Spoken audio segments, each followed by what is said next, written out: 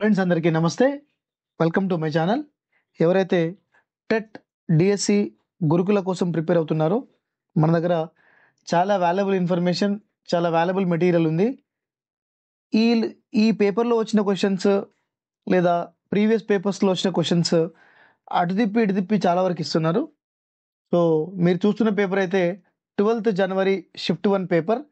So previous question మనం direct indirect taxes గురించి చేసాం. ప్రజెంట్ మీరు చూస్తున్న క్వశ్చన్ ఏదైతే ఉందో ఈ క్వశ్చన్ కూడా ఇంతకుముందు పేపర్లో అడిగారు. So the banks primarily use the majority of their deposits. మరి బ్యాంక్స్ దగ్గర ఉన్నటువంటి డిపాజిట్స్ బ్యాంకులు ఏం చేస్తాయి అన్నది క్వశ్చన్. సో బ్యాంకు దగ్గర ఉన్నటువంటి డబ్బులు బ్యాంక్ ఏం చేస్తుంది? ఆ డబ్బులతో ఇంకా ఎక్కువ డబ్బులు సంపాదించాలనుకుంటుంది, ప్రాఫిట్స్ ఎక్కువ రావాలనుకుంటుంది.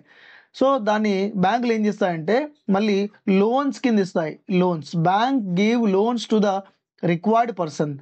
That may be home loan, that may be car loan, that may be education loan, that may be gold loan. A loan అయినా పర్లేదు. సో ఈ లోన్లు ఇచ్చి ఎక్కువ ఇంట్రెస్ట్ వసూలు చేసి బ్యాంకులు ఇంకా లాభాలు ఎక్కువ పొందాలని ప్రయత్నం చేస్తాయి. సో మనకి అవసరమైన వారికి లోన్స్ ఇవ్వడానికి బ్యాంక్స్ తన దగ్గర ఉన్నటువంటి డబ్బుల్ని యూజ్ చేస్తాయి.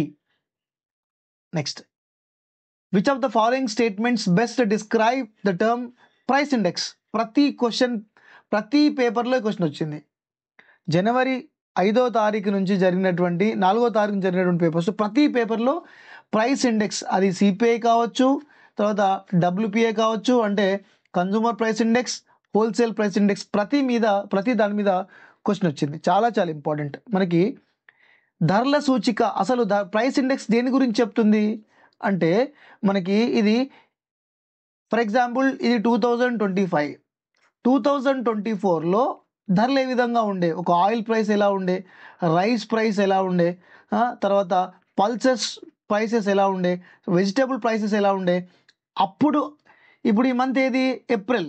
సో ఆ సంవత్సరంలో ఏప్రిల్లో ధరలు ఎలా ఉండే, ఈ సంవత్సరంలో ధరలు ఎలా ఉన్నాయి అనేటటువంటి దాన్ని పర్సంటేజ్లో చూపిస్తూ ఉంటుంది. సో అంటే ఏం చెప్పొచ్చు దీన్ని? It measures the overall change in price of goods over the time. అంటే అప్పటికిప్పటికి ప్రైసెస్లో ఎంత తేడా వచ్చింది, తగ్గిందా పెరిగిందా, పెరిగితే ఎంత పెరిగింది, తరిగితే ఎంత తగ్గింది అనేటటువంటిది ఈ ప్రైస్ ఇండెక్స్ అనేది చూపిస్తూ ఉంటుంది.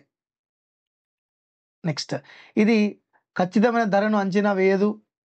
వస్తువుల ధరలు ఎలా భవిష్యత్తులో నాట్ ప్రిడిక్టబుల్, నాణ్యత కాదు, క్వాలిటీ కాదు. సో ఎలిమినేషన్ మెథడ్ ద్వారా కూడా చేసుకోవచ్చు అది. Next, which of the following statement correctly describe the black money? Black money అంటే ఏంటి? చాలామంది స్విస్ బ్యాంక్లో డబ్బులు దాచుకుంటారు కదా. బ్లాక్ మనీ అంటే అక్రమ మార్గంలో సంపాదించినట్టు లేదా ప్రభుత్వానికి పన్ను చెల్లించకుండా డబ్బు దాచిపెట్టినట్టు కదా. అంటే ఇన్కమ్ ట్యాక్స్ వేసేటప్పుడు చాలామంది మాకు ఇంత ఉంది, మా పిల్లలకి ఇంత ఫీజు అయిందని చెప్పి కొంతమంది డాక్యుమెంట్స్ సృష్టిస్తారు కదా, మా రెంట్ ఇంత ఉంది అని చెప్పి. సో అలా అక్రమ మార్గంలో వచ్చిన డబ్బు లేదా ప్రభుత్వానికి చూపించని డబ్బు, నివేదించని అంటే ప్రభుత్వానికి చూపించని money generated from illegal or income unreported. అంటే ఎలాగైనా ఇల్లీగల్గా, ఇక్కడేముంది? మనీ ఎర్నడ్ త్రూ లీగల్ కాదు, ఇల్లీగల్ అయితే okay. Money deposit in foreign banks legally సంపాదించింది లీగల్ అమౌంట్ అవుతుంది. ప్రభుత్వ సంక్షేమ కార్యక్రమాల నుంచి ఇది మనకు పర్సన్స్కి రాదు. ప్రభుత్వ సంక్షేమాల నుంచి ప్రభుత్వానికి ఎలా వస్తుంది, పర్సన్కి ఎలా వస్తుంది? రాదు. సో అక్రమ మార్గంలో వచ్చిన డబ్బు ఇల్లీగల్. సింపుల్ క్వశ్చన్, అది పెద్దగా డిస్కషన్ అవసరం లేదు. Which of the following districts of Telangana located lower Telangana plateau? మరి దీంట్లో లోవర్ తెలంగాణ ప్లాటూలో ఏది ఉన్నాయి అని అంటున్నారు. దిగువ పీఠభూమి, ఎగువ పీఠభూమి, దిగువ పీఠభూమి. ఒకసారి మనం కనుక తెలంగాణ మ్యాప్ కనుక చూసినట్టయితే, ఒకసారి ఇది ఒక తెలంగాణ మోడల్ మ్యాప్ అనుకుందాం. ఓకే, సో ఈ తెలంగాణ దాంట్లో ఈ ప్లేసెస్ అంతా కూడా చాలా ఎత్తులో ఉన్నాయి, హై ఎలివేటెడ్ ఏరియాస్. ఈ ఏరియాస్. సో ఇటు కాస్త ఎలా ఉంటుంది? చాలా లో ఏరియా ఉంటుంది. లో అంటే ఈ ప్లేసెస్ అంతా కూడా చాలా లోగా ఉన్నటువంటి ప్లేసెస్. ఈ ప్లేసెస్ అంతా కూడా, ఎందుకంటే ఇటు ఏపీ ఉంటుంది కదా, హైట్ డిక్రీజెస్. ఇక్కడ హైట్ ఎలా ఉంటుంది? తగ్గుతుంది హైట్. అంటే ఇక్కడ దిగువ ఉంటుంది, ఇక్కడ ఇది ఏంటిది? ఎగువ. ఇక్కడ ఇది ఎలివేషన్లో ఉంటుంది, బట్ ఇది మాత్రం లో ఉంటుంది. అంటే మరి ఇటువైపు ఉన్న ప్రాంతాలు ఏంటి? ఇక్కడ మనకి మహబూబాబాద్, వరంగల్, ఖమ్మం. మహబూబాబాద్, వరంగల్, ఖమ్మం డిస్ట్రిక్ట్స్ ఉన్నాయి. మహబూబాబాద్, వరంగల్, ఖమ్మం డిస్ట్రిక్ట్స్ ఉన్నాయి. సో ఇలా అనమాట. ఎగువ అంటే మళ్ళీ ఇటు మనకి ఆదిలాబాద్, నిజామాబాద్, వికారాబాద్, ఆసిఫాబాద్, ఇవి హైలీ ఇంకా ఎక్కువ ఎత్తుగా ఉన్నాయి. సో అలా అనమాట ఇది. నెక్స్ట్ చూడండి, మీకు తెలంగాణ ఇలా ఉందనుకోండి. తెలంగాణ ఇలా ఉంటే ఈ ప్లేసెస్లో ఇది ఎలివేటెడ్ ఏరియాస్, ఎలివేషన్ ఎక్కువ ఉంటుంది. ఈ ప్లేసెస్లో ఎలివేషన్ తక్కువ ఉంటుంది. అది గుర్తుపెట్టుకోండి.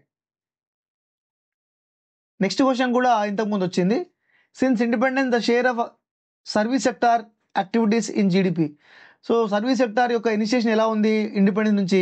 సేమ్ ఇదే ఇంతకుముందు అగ్రికల్చర్ అడిగారు ఇండిపెండెన్స్ నుంచి. ఇండిపెండెన్స్ దగ్గర నుంచి అగ్రికల్చర్ అడిగారు ఒక ఇంతకుముందు పేపర్లో. సో ఇక్కడ ఏం అడుగుతున్నారు? సర్వీస్ సెక్టార్ అడుగుతున్నారు ఇండిపెండెన్స్ నుంచి ఇప్పటి వరకు. సో ఒకసారి మనం ఇండిపెండెన్స్ వచ్చినప్పటి నుంచి అంటే మన దగ్గర 10th క్లాస్లో ఒక డేటా అయితే ఉన్నది. So 1973, 1972, 73 plus 2015, 2016. సో 1973లో జీడిపి అగ్రికల్చర్ జీడిపి ఎంత? 43% we got GDP in agriculture. And industries 22 we got 22 వచ్చింది ఇండస్ట్రీస్. తర్వాత సర్వీస్ సెక్టార్ ఎంత? 35 వచ్చింది, 35. అదే 2015లో అగ్రికల్చర్ నుంచి 19% వచ్చింది, ఇండస్ట్రీస్లో నుంచి 28% వచ్చింది, సర్వీస్ నుంచి 53 వచ్చింది. సో 53% అంటే ప్రజెంట్. బట్ అప్పుడు మనకి 35% ఉంది. అప్పుడు 35% ఉంది. అంటే ఇండిపెండెన్స్ వచ్చినప్పుడు ఇంకా చాలా తక్కువ ఉండే. సో ద కన్సిడరబుల్ చేంజ్ మనం చూడొచ్చు. అంటే మనం ఓన్లీ ఇండిపెండెన్స్ వచ్చినప్పటి నుంచి అంటున్నారు. సో ఇండిపెండెన్స్ వచ్చినప్పటి నుంచి ఈ అన్నిట్లలో ఇప్పుడు ప్రజెంట్ ట్రెండ్ కనుక చూస్తే agriculture is decreasing and services are increasing. Agriculture are decreasing, industries are remaining same, but service sector increasing. చూడండి, 43% ఉన్నది 19% అయింది, 35% ఉన్నది 53% అయింది. So service sectors are increasing. ఇంకో విపరీతమైన పెరుగుదల అంటే 1972-73 అంటే ఇంకా మీరు 1947కి వెళ్ళండి. 1947 ఇంకా తక్కువ ఉండేది కదా, మేబీ 20-15% ఉండుండేది. So highly it was a tremendous increase we observed in service sector అని చెప్పవచ్చు. Next question, identify the non ferrous metals from the following. So ferrous, non ferrous అంటే ఏంటి? సో ఫెర్రస్ మినరల్స్ అంటే ఏంటంటే ఫెర్రస్ అంటే ఏంటంటే which contain iron అంటే దేంట్లో అయితే ఇనుప ధాతు ఉంటుందో వాటిని ఫెర్రస్ అంటారు. ఫెర్రస్ అంటే వీటికి మరి మ్యాగ్నెటిక్ ఉంటుంది, అయస్కాంతత్వం ఉంటుంది, వీటిని మ్యాగ్నెటిజం ఉంటుంది కదా. సో అవి కాని అంటున్నారు. మరి నాన్ ఫెర్రస్ అంటే ఏంటి? అయస్కాంతం కానివి అంటే నో మ్యాగ్నెటిక్, దీనిలో మ్యాగ్నెటిక్ ఉండదు. సో దీంట్లో బాక్సైట్, టిన్, కాపర్ ఇవి నాన్ ఫెర్రస్. అంతేకాకుండా lead, zinc, silver non ferrous. Gold, titan, copper అయితే వచ్చేసింది, అండ్ అల్యూమినియం ఇవన్నీ కూడా మనకి నాన్ ఫెర్రస్ అని చెప్పవచ్చు. Next question, if the average price of goods in the base year is set at 100, then the price index 125 indicates 25% of increase. దీన్ని మనం 25% increase అని చెప్పవచ్చు. ఎందుకంటే ఎలానో చెప్తానండి. ఇది కూడా ఇంతకుముందు క్వశ్చన్ వచ్చింది. అంటే మనకి లాస్ట్ ఇయర్ ఏప్రిల్ అనుకుందాం. 2024 ఏప్రిల్లో మన కిరాణా సామాన్ ఖర్చు 1500 అయింది అనుకున్నాం. So this 1500 is 100%. ఓకే, 15ని we are taking as a base. దీన్ని ఒక బేస్గా తీసుకుంటున్నాం, 100ని బేస్గా తీసుకుంటున్నాం. సేమ్ నా ఏప్రిల్ 2025 ఇప్పుడు మాత్రం మనకి 1850 అయింది అనుకోండి. 1850 హౌ మచ్ ఇంక్రీజ్డ్? 350 ఇంక్రీజ్ అయింది. అంటే ఇప్పుడు ఈ 100లో ఎంత ఇంక్రీజ్ అయినట్టు, ఎంత పర్సెంట్ ఇంక్రీజ్ అయినట్టు? 100లో మనకి 23% ఇంక్రీజ్ అయినట్టు. ఎంత పర్సెంట్? 23% ఇంక్రీజ్ అయినట్టు. అంటే 350/1500 ఇంటూ 100. సో దీన్ని మనం ఎంత చెప్పొచ్చు? 123 అని చెప్పొచ్చు. 123. సో ఇది మనకు 123 వచ్చింది, ఇక్కడ 25 వచ్చింది, అంటే 25% ధరలు పెరిగాయని అర్థం. అంటే 2024కి 2025కి మనకి చేంజెస్ 125% మనకి ప్రైసెస్ పెరిగినాయని చెప్పొచ్చు. Next, which of the following statement best describe the face mean years of schooling? అసలు మీన్ ఇయర్స్ ఆఫ్ స్కూలింగ్ అంటే ఏంటి? మీన్ ఇయర్స్ ఆఫ్ స్కూలింగ్ అంటే ఏంటంటే సింపుల్గా who completed primary schooling, okay, and who joined secondary. దీన్ని మనం means year of schooling అంటారు. అంటే the average numbers of completed years of education in country aged 25 years above. అంటే మనకి ప్రైమరీ అయి ఉండాలి, సెకండరీ అయి ఉండాలి, అండ్ హయ్యర్ కూడా అయి ఉండాలి. సో దాన్ని మనం మీన్ ఇయర్స్ ఆఫ్ స్కూలింగ్ అంటాం. మీన్ ఇయర్స్ ఆఫ్ స్కూలింగ్ అంటాం. 25 సంవత్సరాలు మరి అంతకంటే ఎక్కువ వయసు గల దేశ జనాభా యొక్క పూర్తి సంవత్సరాల యొక్క సగటు. అంటే 25 ఇయర్స్ ఎవరైతే ఉన్నారో, ఏజ్డ్ పీపుల్ ఉన్నారో, 25 ఇయర్స్ కంప్లీట్ అయిన వాళ్ళు ఉన్నారో, వాళ్ళ యొక్క యావరేజ్, వాళ్ళ కంప్లీట్ ఎన్ని సంవత్సరాలు చదివినరో దాని యొక్క యావరేజ్ అనమాట ఇది. నెక్స్ట్, డిస్గైజ్డ్ అన్ఎంప్లాయ్మెంట్ ఏంటి అంటే డిస్గైజ్డ్ అన్ఎంప్లాయ్మెంట్ అంటే more number of people working in same sector. చాలామంది ఒకే విధమైనటువంటి విభాగంలో పనిచేస్తే దాన్ని డిస్గైజ్డ్ అన్ఎంప్లాయ్మెంట్ అంటారు. అంటే ప్రచ్ఛన్న నిరుద్యోగం. అది ఎక్కడ ఉంటుంది? వ్యవసాయంలో ప్రచ్ఛన్న నిరుద్యోగం ఎక్కువ ఉంటుంది. ఉదాహరణకి 2 ఎకరాల పొలం ఉందనుకోండి, 2 ఎకరాల పొలం ఉంది. ఈ 2 ఎకరాల పొలంలో 15 మంది పనిచేసిన పంట అంతే వస్తుంది, 20 మంది పనిచేసిన పంట అంతే వస్తుంది. సో దాన్ని మనం ప్రచ్ఛన్న నిరుద్యోగం అంటే ఇక్కడ చూడండి, అవసరమైన దానికంటే ఎక్కువ సంఖ్యలో వ్యక్తులను నిమగ్నం చేయడం. ఓకే, సో ఇది ఎక్కువగా ఏ కంట్రీస్లో ఉంటుందంటే developing countries like India, developing నేషన్స్లో ఉంటుంది. ఇండియా లాంటి దేశాలలో ఇటువంటి అన్ఎంప్లాయ్మెంట్ సిచ్యువేషన్ ఎక్కువ ఉంటుంది. Next question, in India this act provide penalties for preventing a person from entering a place of worship or from taking water from tank well. భారతదేశంలో ఒక వ్యక్తి ప్రార్థనా స్థలంలో ప్రవేశించకుండా లేదా ఒక ట్యాంక్ లేదా బావి నుండి నీటిని తీసుకోకుండా నిరోధించినది గాను ఈ చట్టం జరిమానాలు విధిస్తుంది. That is civil rights act, protection of civil rights act. ఎవరిని కూడా మనం బంధించలేం. పబ్లిక్ ప్లేసెస్, అవన్నీ కూడా పబ్లిక్ ప్లేసెస్ కాబట్టి మనం ఎవరిని కూడా బంధించలేము. సో అది 1955 civil rights act. Enabling act, ఇది హిట్లర్ సంబంధించింది. Hitler became dictator. దీనివల్ల హిట్లర్ ఏమయ్యాడు? డిక్టేటర్గా తయారయ్యాడు ఎనేబులింగ్ యాక్ట్ వల్ల. నెక్స్ట్, హ్యూమన్ రైట్స్, ఇది human rights act. Human right commission start అయింది. ఇది human rights, NHRC national human rights commission.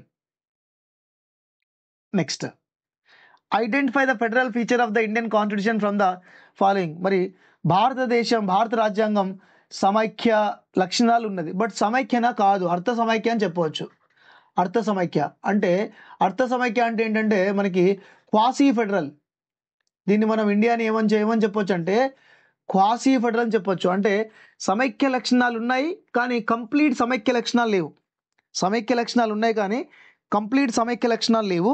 So కాబట్టి దాన్ని మనం అర్ధ సమైక్య అని చెప్పవచ్చు. అంటే దీని యొక్క ముఖ్యం ఇక్కడ ఫెడరల్ సమైక్య అంటే ఏంటంటే స్టేట్స్లో స్టేట్ గవర్నమెంట్ ఉంటుంది,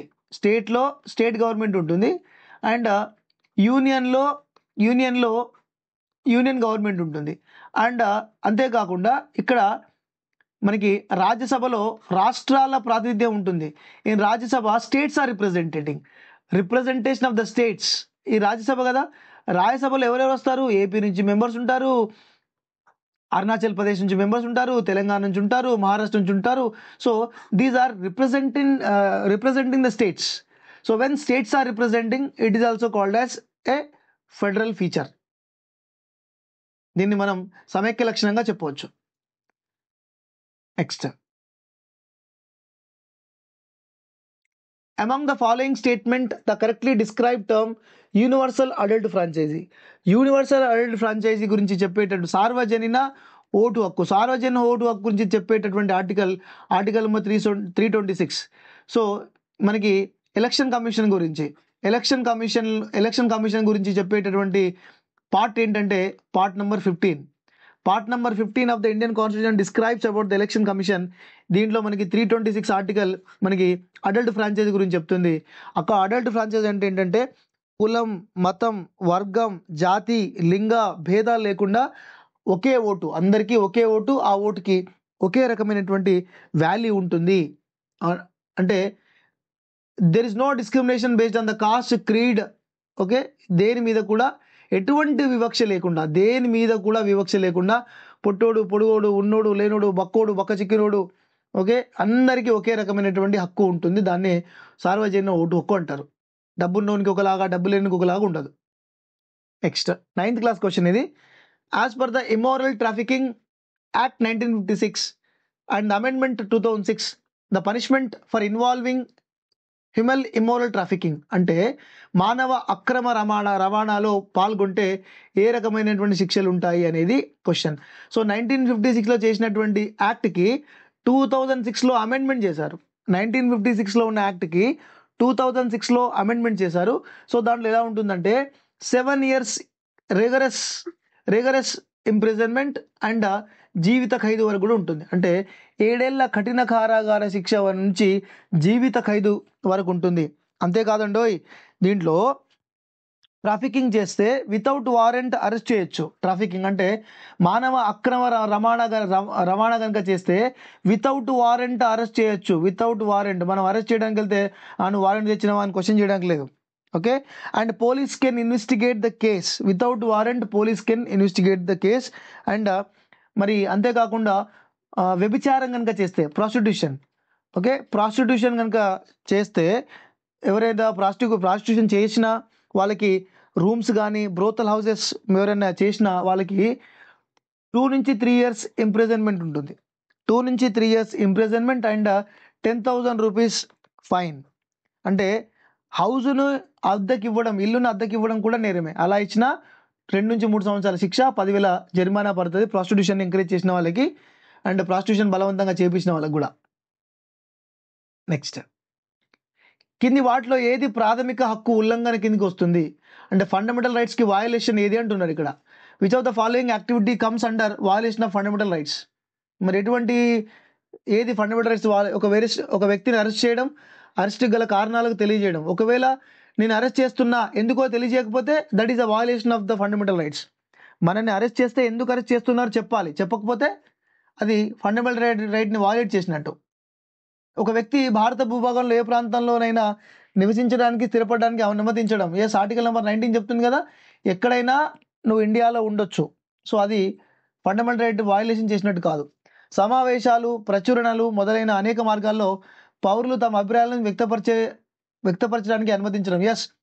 you can express your opinion. So దాన్ని ఫండమెంటల్ రైట్ వయలేషన్ అన్నారు. So employing the child below age 14 in the factory to work. So ఇది ఆర్టికల్ నెంబర్ 24 ఏమని చెప్తుంది? Do not employ childrens are prohibited to work in the factories. ఫ్యాక్టరీలో పనిచేయడం నిషేధం. Article number 23. Article number 24 ఏమని చెప్తుంది? 23 ఏమని చెప్తుంది? It is about the exploitation. జీతం ఇవ్వకుండా పని చేయించుకోవడం, వెట్టి చేయించుకోవడం, అంటే బాండెడ్ లేబర్ చేయించుకోవడం. ఓకే, బాండెడ్ లేబర్ భాగేలా చేయించుకోవడం, ఇది article number 23.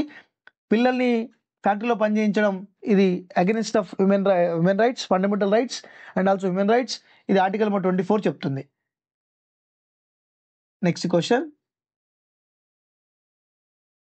1st November 1996 Telangana విద్రోహ దినం వాజ్ అబ్జర్వ్డ్ ఇన్ వరంగల్. ఇది 1996 November 1st, ఎందుకంటే 1956 November 1st Andhra Pradesh was formed. AP ఎప్పుడు ఫామ్ అయింది? 1956 November 1st. So November 1st రోజు వరంగల్లో మీటింగ్ పెట్టారు. సో దాన్ని విద్రోహుల దినం, తెలంగాణ విద్రోహుల దినంగా పాటించారు. సో దానికి నాయకత్వం వహించింది doctor professor Jayashankar. 10th class Telangana మూవ్మెంట్లో నుంచి వచ్చిన క్వశ్చన్ ఇది. ఈ రిట్ ప్రకారం కోర్టు తన ముందు పెండింగ్లో ఉన్న అంశాన్ని ఉన్నత స్థానానికి బదిలీ చేయమని దిగువ కోర్టు ఆదేశిస్తుంది. అంటే ఇక్కడ చూడండి, కోర్టు ఉన్నత న్యాయస్థానం. ఇక్కడ ఉదాహరణకి ఉన్నత న్యాయస్థానం అంటే ఏంటిది? హైకోర్టు. ఇక్కడ డిస్ట్రిక్ట్ కోర్టు ఉంది అనుకుంటాం, డిస్ట్రిక్ట్ కోర్టు. సో డిస్ట్రిక్ట్ కోర్టులో ఏబిసి అనే ఒక కేసు ఉంది. ఈ కేసును హైకోర్టు ఏమని చెప్తుంది, ఈ కేసుని మాకు పంపియండి అని హైకోర్టు చెప్తుంది. High court orders high court are higher court orders lower court to transfer certify, మీరు దాన్ని సర్టిఫై చేసి పంపియండి అంటుంది. సో సెర్సిఆర్ఐలో మీరు సర్టిఫై అంటే ఎస్సీఆర్టీ గుర్తుపెట్టుకోవాలి, ఎస్సీఆర్టీ సర్టి, మీరు సర్టిఫై చేసి మాకు పంపించండి, మీ దగ్గర అవసరం లేదు మాకు షిఫ్ట్ చేయండి అని చెప్తున్నారు అనమాట. సో దాన్ని మనం సెర్షియోరరీ అంటాం, certify. Lower courts will send to be send court cases to the higher courts. మరి హెబియస్ కార్పస్ అంటే చాలా చాలా ఇంపార్టెంట్. ఇవన్నీ కూడా దేంట్లో వస్తాయంటే ఇవన్నీ కూడా రిట్స్. సుప్రీంకోర్టు ఆర్టికల్ నెంబర్ 32 ప్రకారం రిట్స్ని ఇష్యూ చేస్తుంది. అండ్ హైకోర్టు ఆర్టికల్ నెంబర్ 226 ప్రకారం రిట్లని ఇష్యూ చేస్తుంది. హెబియస్ కార్పస్ అంటే ఏంటి, మనం జేబీఎం సినిమా చూసుంటాం. అంటే టు హ్యావ్ ద బాడీ, దాని అర్థం టు హ్యావ్ ద బాడీ. అంటే అన్లాఫుల్ డిటెన్షన్, అంటే అకారణంగా అరెస్ట్ చేయడం. అరెస్ట్ చేసిన వారికి 24 గంటల్లో జడ్జి ముందు ప్రవేశపెట్టాలి. సో అలా ప్రవేశపెట్టకపోతే హెబియస్ కార్పస్ అనే రిట్ వేస్తే టు హ్యావ్ ద బాడీ ఎక్కడ, అరెస్ట్ చేసిన వ్యక్తి ఎక్కడ అని చెప్పి మనం రిట్ వేయచ్చు కోర్టులో. మాండమస్లో చూడండి, కమాండమస్ అని గుర్తుపెట్టు, కమాండింగ్. సో కమాండమస్ అని గుర్తుపెట్టుకోండి. అంటే వి కమాండ్, నేను చెప్తున్నాను విను, వి కమాండ్. కోర్టు చెప్తుంది, ఎప్పుడు కమాండ్ చేస్తుంది, నువ్వు నీ డ్యూటీ చక్కగా చేయి, డూ యువర్ డ్యూటీ అని చెప్తుంది. ఇక్కడనేమో టు హ్యావ్ ద బాడీ అని చెప్పింది, ఇక్కడ మాత్రం డూ యువర్ డ్యూటీ, నీ డ్యూటీ నువ్వు చక్కగా చేయి అని చెప్తుంది అనమాట. ప్రొహిబిషన్ అంటే ఏంటిది, స్టాప్. ప్రొహిబిషన్ అంటే ఏంటిది, స్టాప్ అంటే టు ఫార్బిడ్ అని చెప్పొచ్చు. టు ఫార్బిడ్ అంటే నువ్వు ఆపేయి. ఏమని చెప్తుంది, higher court issue the lower court to stop. ఇక్కడ ఇంతకుముందు ఏమైంది, హైయర్ కోర్టు ట్రాన్స్ఫర్ చేయమని చెప్పింది. ఇక్కడ హైయర్ కోర్టు ఏమని చెప్తుంది, లోవర్ కోర్టుకి నువ్వు ఆపేయి, నువ్వు దాన్ని విచారించడం ఆపేయి అని చెప్తుంది. నెక్స్ట్ దీంట్లో లేని ఇంకొకటి ఉంది, కోవారెంటో. దీంట్లో ఒకటి ఉంది కోవారెంటో అనే ఇంకో రిట్ కూడా ఉంది, దాని గురించి చూద్దాం. ఎందుకంటే నెక్స్ట్ రావచ్చు కోవారెంటో అంటే ఏంటంటే బై వాట్ అథారిటీ, ఎగ్జాంపుల్గా నేను పోయి టీఎస్పీఎస్సీ చైర్మన్ అయినా అనుకోండి, నేను సీట్లో కూర్చున్నా, నాకు ఎలిజిబిలిటీ లేదు అయినా నేను కూర్చున్నా, పోయి ఏదో రికమెండేషన్ ద్వారా కూర్చున్నా. అప్పుడు కోర్టులో ఎవరైనా కేసు వేసారనుకోండి, కోర్టు అడుగుతుంది బై వాట్ అథారిటీ, అసలు నీ అర్హత ఏంటిది, నీకు టీఎస్పీఎస్సీ చైర్మన్ కావడానికి అర్హత ఉన్నదా. అంటే ఒక ఉద్యోగిని, ఏదైనా కానీ ఉద్యోగిని, ఒక ఎంప్లాయీని అర్హత లేకుండా నియమించినప్పుడు సో మనం ఈ కోవారెంటోని ఉపయోగించవచ్చు. ఈ కోవారెంటో ద్వారా మనం బై వాట్ అథారిటీ, అసలు నీ క్వాలిఫికేషన్ ఏంటి, నీ కథ ఏంది, నీ లెక్కేంది అని చెప్పి అడగచ్చు. Next question, as per this it shall be the duty of every citizen of India maintain unity and integrity of India. మరి మన భారతదేశం యొక్క భౌమాధికతని, సమగ్రతను కాపాడుకోవడం అనేటటువంటిది మన యొక్క విధి. ఇక్కడనే ఉంది, పౌరుడి విధి అంటే ఇది విధి, ఇక్కడ ఉంది duty. It is the fundamental duty, మన fundamental duty. Respecting our freedom fighters, protecting government properties, monuments, ఇవన్నీ కూడా మన విధులు. డిపిఎస్పీస్ చాలాసార్లు చెప్పాను, డిపిఎస్పీస్ మనం ఏ కంట్రీ నుంచి తీసుకున్నాం, ఐర్లాండ్. డిపిఎస్పీస్ ఎక్కడున్నాయి, పార్ట్ నెంబర్ 4. ఏ ఆర్టికల్ వరకు, 36 నుంచి 51 ఆర్టికల్ వరకు ఉన్నాయి. మరి ఫండమెంటల్ రైట్స్ మనం యూఎస్ఏ నుంచి తెచ్చుకున్నాం. మరి ఫండమెంటల్స్ ఏ పార్ట్లో ఉన్నాయి, పార్ట్ నెంబర్ 3లో ఉన్నాయి. మరి ఏ ఆర్టికల్ నుంచి ఏ ఆర్టికల్ ఉన్నాయి, 12 to 35. మరి ఇవి ఫండమెంటల్ డ్యూటీస్ మనం రష్యా నుంచి తెచ్చుకున్నాం. మరి ఇవి ఏ పార్ట్లో ఉన్నాయి, పార్ట్ 4A. సార్ ఇదేమో 4 అన్నారు, ఇది 4A ఎందుకైంది సార్, అది 4A ఎందుకైంది, ఎందుకంటే మనకి ఇది ఆదేశిక సూత్రాలు మనం ఆల్రెడీ పార్ట్ 4లో పెట్టుకున్నాం. సో ఇది 1976లో వచ్చింది కదా. Fundamental duties are added in the constitution according to the 42nd amendment act. 42nd amendment act ద్వారా 1976లో డ్యూటీస్ ఉన్నాయి. అప్పటి వరకు మనకి ఫండమెంటల్ డ్యూటీస్ లేవు కదా. కాబట్టి 4A యాడ్ చేయాల్సి వచ్చింది.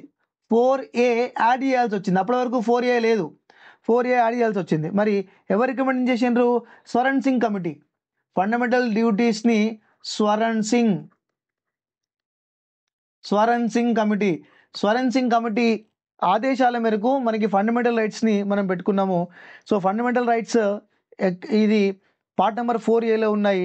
51A, article number 51A about fundamental duties. ఇంకోటి ఏదో ఉంది, కింద చూద్దాం. Moral rights. Next, the permanent seat of the United Nations Security Council held by this government has been given to China. So మనకి చైనాకి ఎప్పుడు యుఎన్ఓలో పర్మనెంట్ స్టేటస్ ఇచ్చారంటే, పర్మనెంట్ కంట్రీ తెలుసు కదా, యుఎన్ఓలో 5 countries permanent: America, Britain, China, France, Russia. ఈ 5 permanent nations. సో అది ఎప్పుడు పర్మనెంట్ నేషన్ అయిందంటే చియాంగ్ కైషెక్ గాడు ఉన్నప్పుడు అయింది. సో చియాంగ్ కైషెక్ కంటే ముందెవరు? సన్ ఎట్ సెన్ పోయిన తర్వాత చియాంగ్ కైషెక్. వీళ్ళిద్దరి పార్టీ పేరు ఏం పేరు? కేఎంటీ పార్టీ, కుఓమింటాంగ్ పార్టీ లేదా గోమిండాంగ్ పార్టీ అంటారు. కేఎంటీ లేదా గోమిండాంగ్ పార్టీ అంటారు. ఇవో సన్ ఎట్ సెన్, ఈయనని ఫౌండర్ ఆఫ్ మోడర్న్ చైనా అంటారు. Founder of modern China. ఈయన సోషలిజం,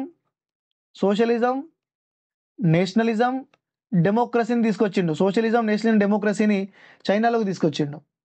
సోషలిజం, నేషనలిజం, డెమోక్రసీని చైనాలోకి తీసుకొచ్చింది సన్ ఎట్ సెన్. మరి మావో ఎవరు? మావో 1921లో సిసిపి పార్టీ పెట్టిండు. CCP party Mao. CCC party అంటే Chinese Communist Party. I repeat, Chinese Communist Party. Okay, ఈయన Long March చేసిండు. లాంగ్ మార్చ్ ఎక్కడ, ఏ సంవత్సరంలో? 1934, 1935లో లాంగ్ మార్చ్ కూడా చేసిండు. తర్వాత ఈయననే 1949లో న్యూ డెమోక్రసీ తీసుకొచ్చిండు చైనాలో. చైనా ఎప్పుడు రిపబ్లిక్ అయింది? 1949. చాలా ఇంపార్టెంట్. చైనా 1949లో రిపబ్లిక్ అయింది. రిపబ్లిక్ చేసింది ఎవరు? మావో. ఆయన పేరేం పేరు? మావో జెండాంగ్ చైనాను రిపబ్లిక్ చేసిండు. మంచు డైనాసిటీ ఎప్పటి పరిపాలించింది? 1911 వరకు మంచు డైనాసిటీ పరిపాలించింది. 1911 వరకు మంచు డైనాసిటీ పరిపాలించింది. Next question. So SRC, state reorganisation commission 1953. మనకు తెలుసు స్టేట్ రీఆర్గనైజేషన్ కమిషన్ 1953లో ఫామ్ అయింది. 1955లో వీళ్ళు రిపోర్ట్ ఇచ్చారు. సో వీళ్ళ రిపోర్ట్ మీద 1956లో న్యూ స్టేట్స్ క్రియేషన్ చేశారు. న్యూ స్టేట్స్ క్రియేట్ చేశారు. ఎన్ని స్టేట్స్? మరి ఈ ఫజల్ అలీ వీళ్ళు ఈ ఎస్ఆర్సి ఉంది కదా, దీన్ని ఎస్ఆర్సి అంటారు, స్టేట్ రీఆర్గనైజేషన్ కమిషన్. దీనిలో 3 ఉంటారు. ఒక ఆయన పేరు ఫజల్ అలీ. తర్వాత నెక్స్ట్ హెచ్ఎన్ కుంజురు. ఇంకో ఆయన పేరు ఫనిక్కర్. ఈ ముగ్గురు రిపోర్ట్ ఇచ్చారు 1956. ఏమని రిపోర్ట్ ఇచ్చారంటే ఇండియాను 14 స్టేట్స్ 6 యూటీస్గా డివైడ్ చేయాలని చెప్పారు. India should be divide into 14 states and 6 UTs అని రికమెండ్ చేశారు. సో అప్పుడే కొత్త స్టేట్స్ అయినాయి. గుజరాత్, మహారాష్ట్ర, అలా కొత్త స్టేట్స్ వచ్చాయి. మరి ఈ ముగ్గురు ఎవరు? ఈ ముగ్గురు కాస్త శ్రీకృష్ణ కమిటీలో మెంబర్స్. వీళ్ళందరూ కూడా ఏ కమిటీలో మెంబర్?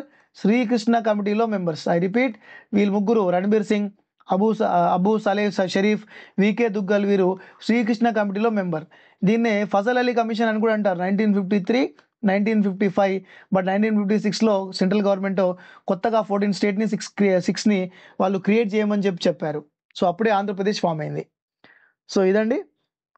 మళ్ళీ మనం నెక్స్ట్ సెషన్లో రిమైనింగ్ క్వశ్చన్ చూద్దాం. So thank you all of you. కొంచెం జాగ్రత్తగా 1-2 సార్లు వినండి, మంచి మార్క్స్ సాధిస్తారు. మేబీ మళ్ళీ రిపీటెడ్ క్వశ్చన్స్ ఇందులో నుంచి రావచ్చు. సో మిరాకిల్ జరగచ్చు. సో జాగ్రత్తగా చదవండి. I wish you all the best.